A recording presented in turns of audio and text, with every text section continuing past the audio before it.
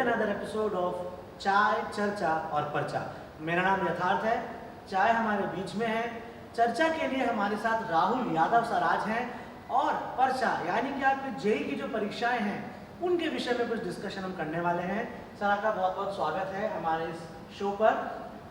Sir आप आगरा से हैं और आपने आईआईटी भी करी है, थोड़ी जर्नी हम आपकी जानना चाहते हैं। सर मैंने 2009-10 के इस सेशन के बीच में अपनी जेई की प्रिपरेशन करी और इंटरेस्टिंग बात यह है कि सर मैंने अपनी जेई की प्रिपरेशन इस कोटा शहर से ही की और 2010 में जेई का एग्ज़ाम क्रैक करने के बाद मैंने अपनी ग्रेजुएशन मैकेनिकल इंजीनियरिंग में आईआईटी रुड़की से कंप्लीट करी sir. Okay, so mechanical engineering में आपने आईआईटी करी है। सर मैकेनिकल की जहाँ बात आती है वहाँ पे ऑटोमोबाइल्स का भी कहीं ना कहीं दिमाग में आता है और ऑटोमोबाइल्स की अगर हम बात करते हैं तो मैंने आपके वीडियोस देखे हैं यूट्यूब पे जहाँ पे अब फॉर्मूला 1 कार डिज़ाइन करते हुए मुझे नज़र आया। सर ये ऐसा टर्न क्यों, कोटा से क्या ज़्यादा लगाव हो गया 2 साल में? सर जब मैं कॉलेज में था तो हम फार्मूला स्टूडेंट कंपटीशंस होते हैं जिसमें हम कार डिज़ाइन करते थे और ऑल ओवर द वर्ल्ड हम डिफरेंट कंट्रीज़ में जहाँ पर ये कंपटीशन होते थे वहाँ पर हम अपनी कार की डिज़ाइंस को रिप्रेजेंट करते थे।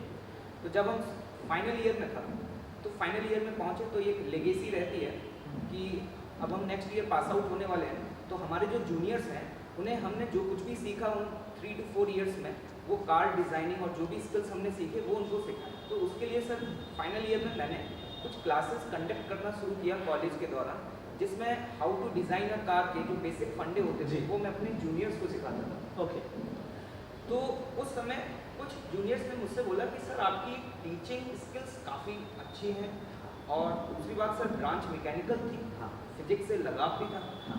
तो स्टूडेंट्स ने कहा कि क्यों ना सर आप इस फील्ड में क्यों ट्राई नहीं करते? स्टूडेंट्स यानी आपके जूनियर। तो yes. उस वक्त जब आप कॉलेज में थे तो क्या कहीं आपके at the back of your mind था कि आपको पढ़ाना है? नहीं सर, मैंने कभी नहीं सोचा था कि मैं वापस इस फील्ड में आऊँगा। मैं तो किताबों से बहुत डरा करता था। ओके। मैं तो जब जेई की प्रिपरेशन कर रहा था तो सोचता था कि एक बार सिलेक्शन हो जाएगा ना उसके बाद इस कोटा से वापस लौट के नहीं आऊँगा। लेकिन इस जर्नी ने वापस यू टर्न लिया और वापस कोटा लौटने का मौका मिला सर। कोटा शहर लौट के नहीं आऊँगा, कोटा तो क्या है, कोटा भूमि बुला लेती है सर। ये बात सही, ऐसी बच्चों को बुला लेती है। ये कोटा का मैजिक है कि पूरे देश का बच्चा आज कोटा में पढ़ने आता है। सर अगर विशेष रूप से मैं आपकी बात करता हूँ आज तो राहुल भैया या राहुल भाई ये कई बच्चों से हमने सुना है। चलिए एक चीज़ तो समझ में आती है कि हाँ बच्चे ने आफ्टर 12th यहाँ पढ़ाई करी या वो 11th 12th 2 साल पढ़ाई कर रहा है तो कहीं ना कहीं एक ट्रेंड शुरू हो गया भाई बोलने का। लेकिन ये भी देखने में आता है कि जो बच्चा 11th में आया आते ही भाई, क्योंकि आपकी उम्र के बहुत से फैकल्टीज पढ़ाते हैं and they all are sir, आप एक्सेप्शन भाई हो, भैया भी नहीं भाई हो, क्या इसका रीज़न है?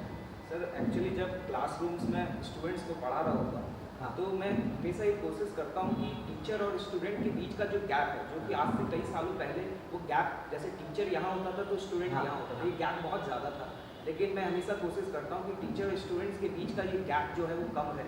हाँ। और स्टूडेंट को अगर कोई भी प्रॉब्लम है किसी भी तरीके के अगर वो चैलेंजेस फेस कर रहा है चाहे वो एकेडमिक चैलेंजेस हों चाहे वो नॉन एकेडमिक चैलेंजेस हों तो बिंदास होकर के मेरे साथ शेयर करता है। जैसे कि सर फैमिलीज़ में होता है कि जब उन्हें कोई भी प्रॉब्लम होती है या हमारे पास किसी प्रॉब्लम का सॉल्यूशन नहीं होता है तो हमारे घर में जो बड़े लोग होते हैं मतलब बड़ा भाई बड़ी बहन या पेरेंट्स जो होते हैं हम उनके साथ डिस्कस करते हैं। भाई विशेष रूप से क्योंकि वो उस एक्सपीरियंस को देख चुका है, उस एक्सपीरियंस से गुजर चुका है। बिल्कुल।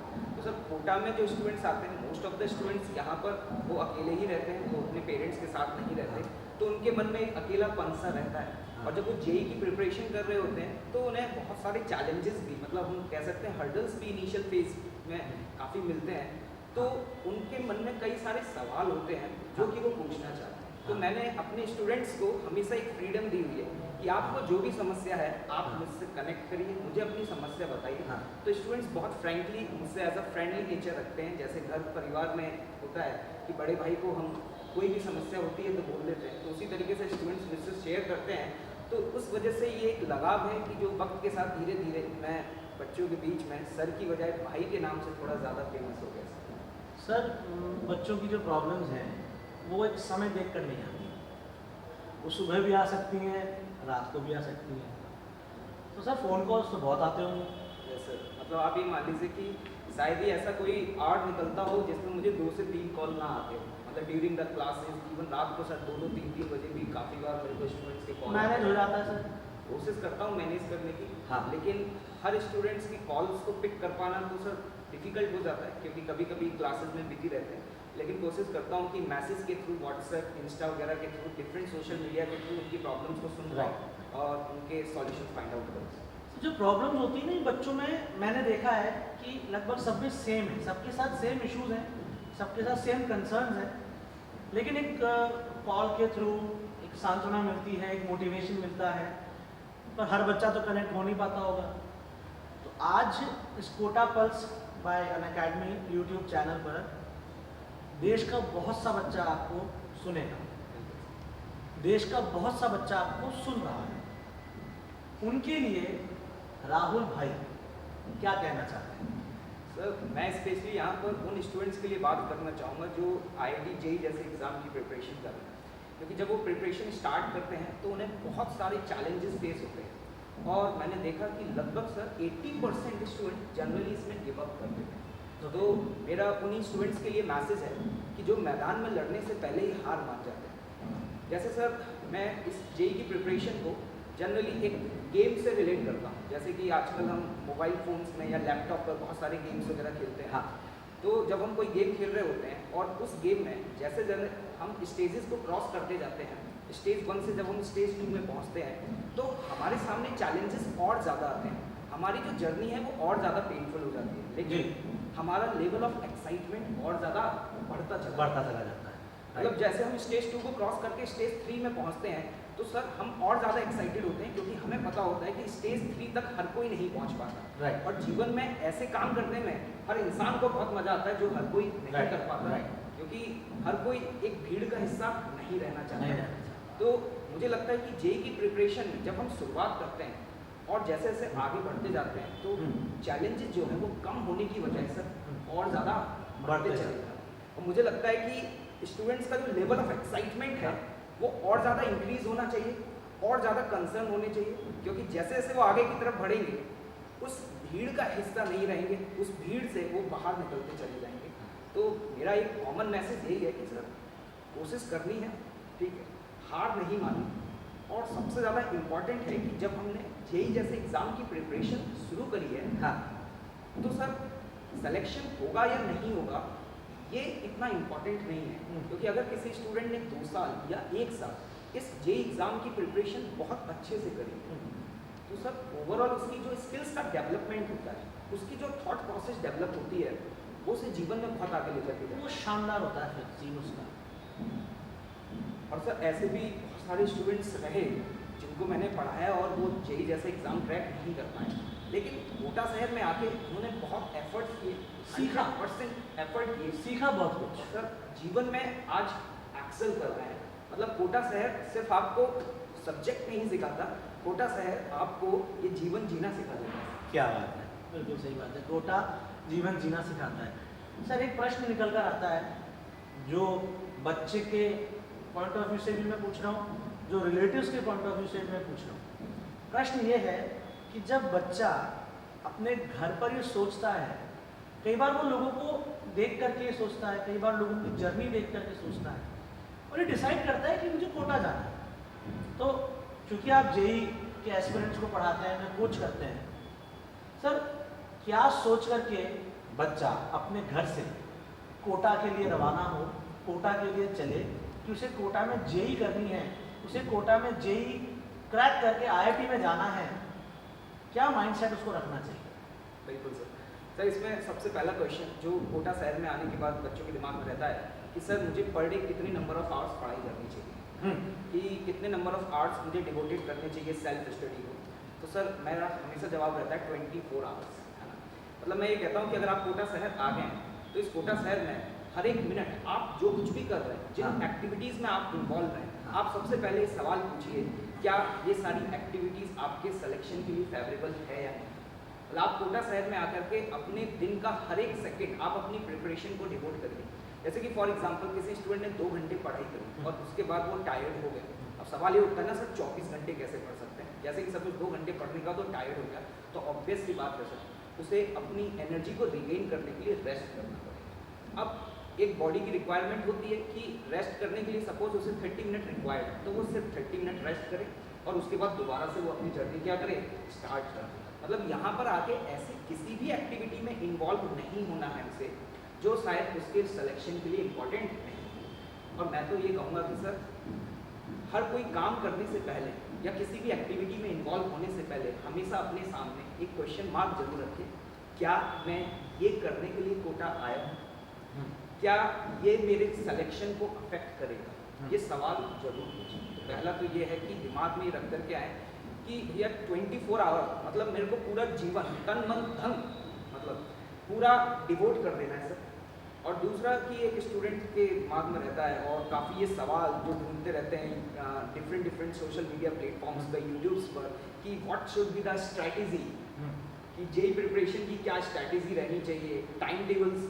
तो मैं इन सब चीज़ों में थोड़ा सा कम बिलीव रखता हूँ। मेरा मानना ये है कि सर आप अगर एक लॉन्ग टर्म प्लान करेंगे, एक अगर आप बहुत बड़ा शेड्यूल बनाने की कोशिश करेंगे तो सर शेड्यूल बनाने में कोई दिक्कत नहीं है, शेड्यूल आप बना सकते हैं। लेकिन मैंने देखा है कि स्टूडेंट जितने डिवोटेड होकर के शेड्यूल बनाते हैं ना सर, उसको शायद उतना डिवोट होकर के 1 या 2 दिन से ज़्यादा फॉलो भी नहीं कर पाते। तो मेरा मानना है कि सर लाइफ थोड़ी सी अनप्रेडिक्टेबल है ना, बहुत लॉन्ग टर्म प्लानिंग नहीं करनी चाहिए। हर दिन जब रात को सोने जा रहे हैं तो सोने से पहले एक छोटी सी लिस्ट प्रिपेयर करिए जिसमें वो सारे टास्क जो मुझे अगले दिन सुबह उठ करके कंप्लीट करने हैं, आप उन सभी टास्क को लिख लीजिए।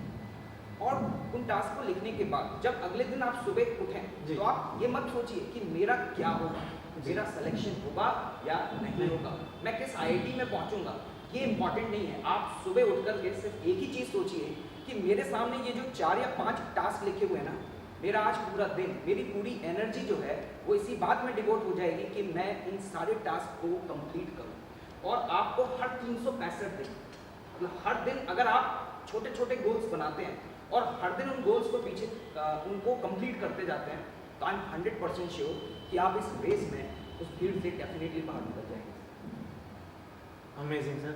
सर अभी आप अनअकैडमी प्लेटफॉर्म से जुड़ गए, इसके पहले आप किसी और शिक्षण संस्थान में थे, वाई अनअकैडमी?